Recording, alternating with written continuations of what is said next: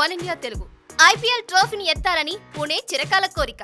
అయితే హైదరాబాద్ వేదికగా ముంబైతో జరిగిన ఫైనల్ మ్యాచ్ లో ఆ కోరిక తీరలేదు.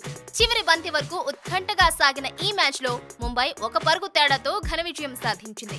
అయితే పుణె ఓటమికి గల కారణాలను విశ్లేషిస్తే ప్రధానంగా 5 కారణాలు కనిపిస్తున్నాయి. ఇక ఈ సీజన్ లో పుణె ఫైనల్ కి రావడంలో కీలక పాత్ర పోషించిన ఆటగాళ్లలో ఒకడు బెన్ స్టోక్స్. అయితే తుది పొరకు బెన్ స్టోక్స్ లేకపోవడం పుణెకు పెద్ద దెబ్బే. ఫైనల్ ఆడిన జట్లో బెన్ స్టోక్స్ ఉంటే ఫలితం మరోలా ఉండేది.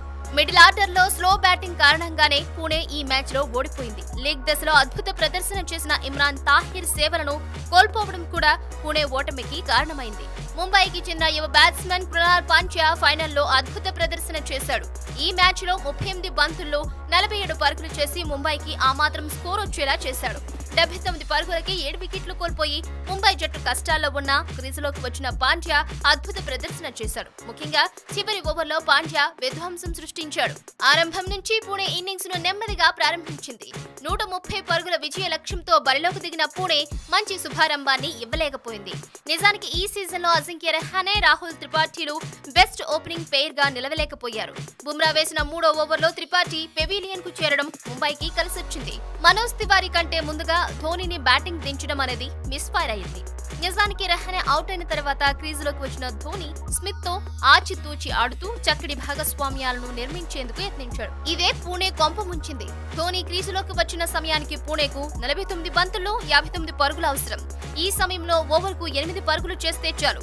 ఇది టీ20లో కష్టమేమీ కాదు. కానీ ధోనీ ఒత్తిడికి గురయ్యాడు. ఏమాత్రం తన సహజ ఆట తీరును ప్రదర్శించలేకపోయాడు. 5 ఓవర్ల పాటు క్రీజులో ఉన్న ధోనీ ఒక బౌండరీతో కేవలం 13 పరుగులు చేశాడు. ఆఖరి ఓవర్లో పుణె విజయానికి 11 పరుగులు అవసరమయ్యాయి. ఈ సమయంలో ముంబై ఇండియన్స్ వ్యూహం బాగా పనిచేసింది. ఫైనల్ ఓవర్ను కెప్టెన్ రోహిత్ శర్మ అంతర్జాతీయ అనుభవం ఉన్న ఆస్ట్రేలియా మాజీ పేసర్ మిచెల్ జాన్సన్ తో వేయించాడు. 9 పరుగులు మాత్రమే ఇచ్చి 2 వికెట్లు తీశాడు. చివరి బంతికి 4 పరుగులు చేయాల్సి ఉండగా 2 పరుగులు మాత్రమే చేశారు. అయితే 3 పరుగుల కోసం ప్రయత్నించిన క్రమంలో వాషింగ్టన్ సుందర్ రన్అట్ అయ్యాడు. లేకుంటే మ్యాచ్ డ్రాగా ముగిసేది. Thanks for watching one India Telugu. For more details keep watching one India Telugu. Please like and share. Don't forget to subscribe. Thank you.